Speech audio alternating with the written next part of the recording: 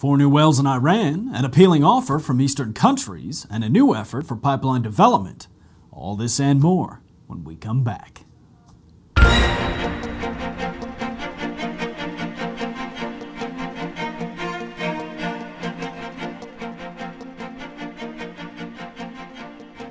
Hello and welcome back to EnergyScout News and Information. I'm your host, Reb Byers.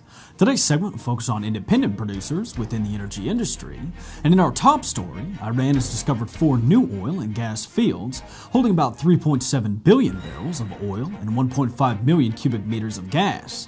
Now, the largest is located in western Iran, and it accounts for 1.3 billion barrels of light crude with a production capacity of roughly 230,000 barrels per day.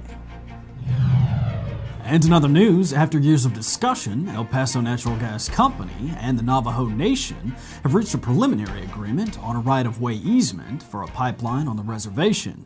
El Paso has hopes to renew a 20-year lease that expired in October of 2005 on the 900-mile stretch, and the two parties have been negotiating for years over what constitutes fair market value.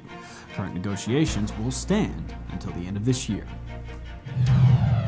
Now let's take a look at what else is happening in the energy industry.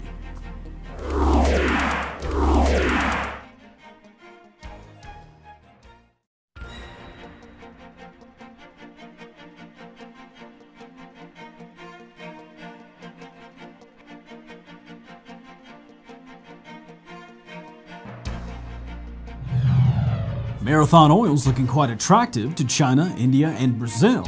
All 3 countries need energy resources to fuel their growing economies, and all appear to have their eyes on some of Marathon's African assets. The Chinese bids of $1.5 billion are expected to go head-to-head with competing offers from India and Brazilian companies. The escalating conflict between Georgia and Russia hasn't put a damper on all production there. Independent oil and gas company Canargo Energy has said its business as usual for its operations is up to par. The company has increased security at its production sites, and officials say they're closely monitoring the situation. It's time once again for our market numbers, but first, let's take a look at today's leaders and laggards.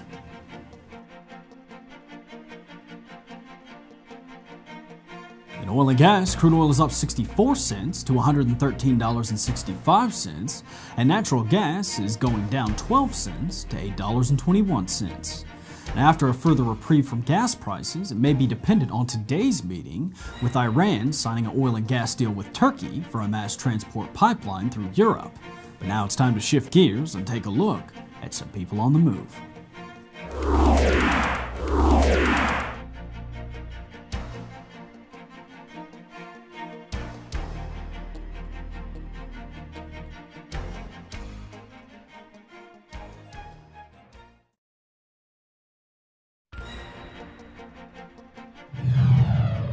And in strange news today, legends usually come in twos. The chupacabra in most versions is a more humanoid creature, but more recently has been dubbed for an anomalous dog.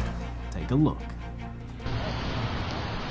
For 8 years, Corporal Brandon Riedel has been patrolling DeWitt County. On Friday, though, he was involved in a different kind of chase. What crazy is that? Hot on the tail of what just might be a chupacabra. The animal captured the attention of everyone around here last year after one was caught, and now this video. You know, I've been patrolling these back roads for a long time, and I've never run across anything like this until that day. With a passing glance, it may just look like a dog or coyote, but if you know the legend, you're going to look a little harder, and if you have a camera, hit record. I'm seeing it, but I don't believe it. It's in the daytime. And you could tell that the front legs were shorter than the back legs, and the way it's running, it doesn't run like a normal coyote or dog would. Let's slow it down a little. Look when it turns its head and see that long snout.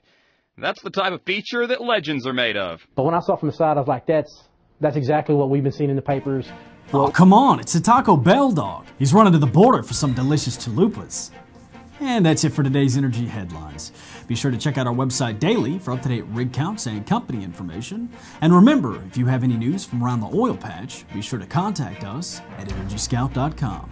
Don't forget to join us tomorrow. We will take a look at alternative energy within the energy industry. For EnergyScout news and information, I'm your host, Reb Byers.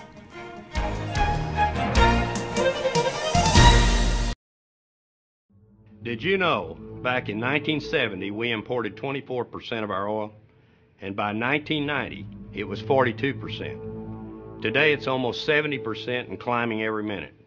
Over $700 billion are leaving this country to foreign nations every year. That's 4 times the cost of the Iraqi war, and it's killing our economy. It'll be the largest transfer of wealth in the history of mankind. We don't need any more talk. We need action, and we need a plan. And it's got to be the top priority of the next president and the next Congress. I'm T. Boone Pickens. I've been an oil man my whole life, but this is one emergency we can't drill our way out of. And I have a plan. In the coming weeks, I'm going to share the details of that plan to use American technology and alternative energy to slash our dependency and break foreign oil's stranglehold on us. It's our crisis, and we can solve it.